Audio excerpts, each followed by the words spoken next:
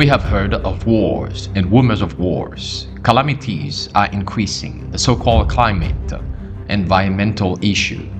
We have seen wickedness increasing at a pace we have never witnessed before. Do you think that it is time for us, as Amos chapter 4, verse 12 tells us, to prepare to meet our God? Prepare for the Last Days, a devotional from the writings of Ellen G. White.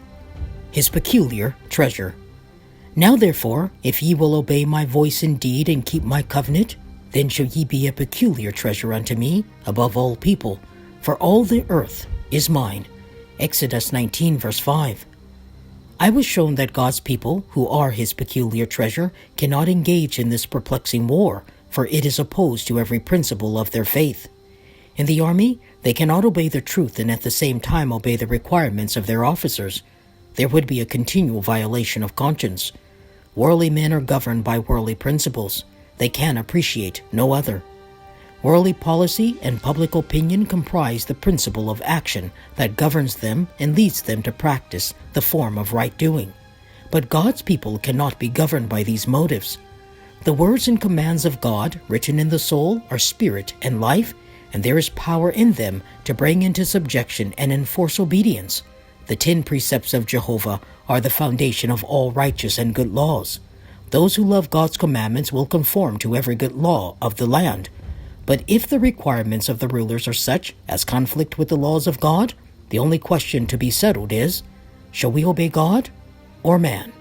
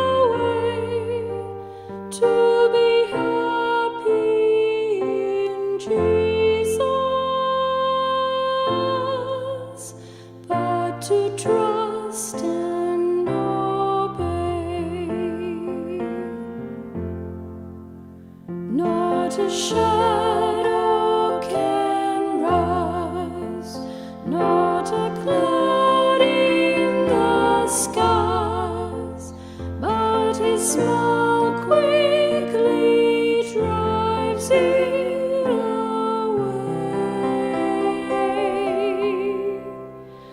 Not a doubt nor a fear, not a sign nor a tear can abide while we trust and obey.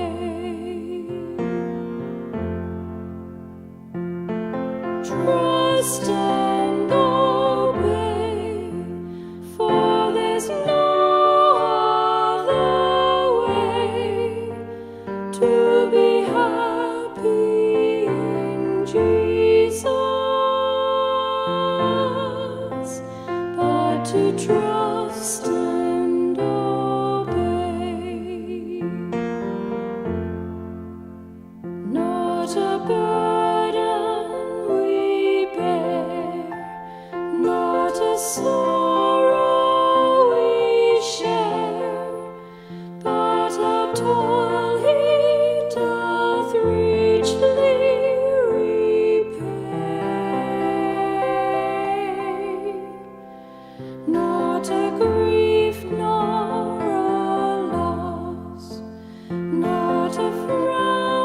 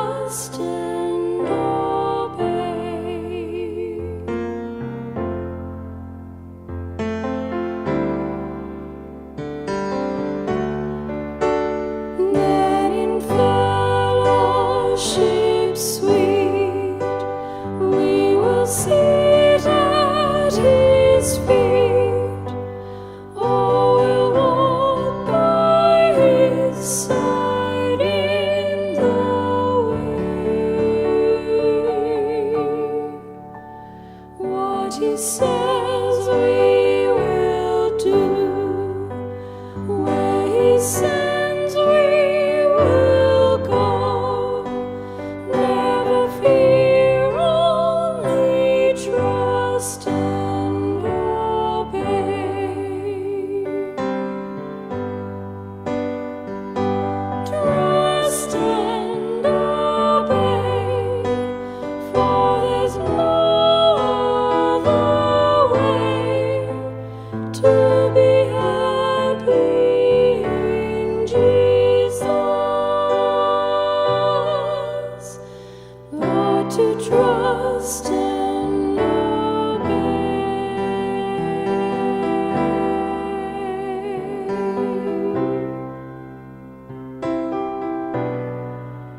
To be happy in Jesus, we must trust